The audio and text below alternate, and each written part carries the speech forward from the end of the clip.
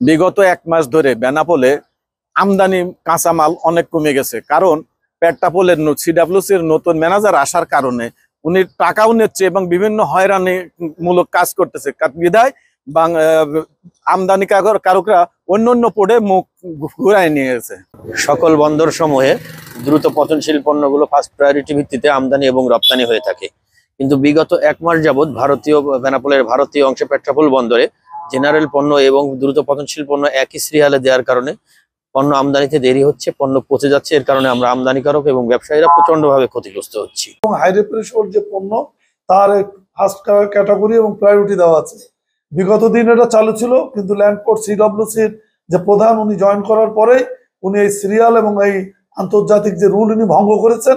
উনি এখন perishable high পেরিশেবলের সাথে সাধারণ পণ্য একীভূত করে মাল উনি ইন্ডিয়া থেকে বাংলাদেশে এক্সপোর্ট করছেন, যেটা সম্পূর্ণ সারা আন্তর্জাতিক যে রুলস সেটাকে উনি ব্রেক করছেন এবং এতে আমদানিকারকদের ক্ষোভের সৃষ্টি হয়েছে। যে কোনো সময় ব্যবসা বান্ধব পরিবেশ হুমকির সম্মুখীন হবে বলে আমরা এই অ্যাসোসিয়েশন বা আমাদের এই যারা আমরা আজকের এই বন্দরকে বিভিন্ন স্টেক হোল্ডার প্রধান হিসেবে আমরা যে দায়িত্ব পালন করছি সেটা আমরা আশঙ্কা করছি। সৃষ্ট সমস্যার সমাধানের জন্য ইতিমধ্যেই পেট্রাপোল পোর্ট ম্যানেজার মহোদয়ের সঙ্গে কথা বলেছি, ব্যবসায়ীদের সমস্যার কথাও বলেছি, আর অন্যান্য আইটেমের সঙ্গে পেরিশেবল বা পচনশীল পণ্য সমূহ দিনব্যাপী যাতে সারাদিন ব্যাপী আমাদের বেনাপোল বন্দরে পাঠানো হয় সে বিষয়ে সিরিয়াল সেইভাবে সুষ্ঠুভাবে মেনটেন করার জন্য আমি পেট্রাপোল পোর্ট ম্যানেজার মহোদয়কে অনুরোধ করেছি। পেরিশেবল সেম ডেতে ক্লিয়ারেন্স করতে, সেক্ষেত্রে যদি সন্ধ্যের পরে গাড়ি ঢোকে তাহলে অ্যাসেসমেন্ট করতে করতে রাত 10টা বেজে যায়।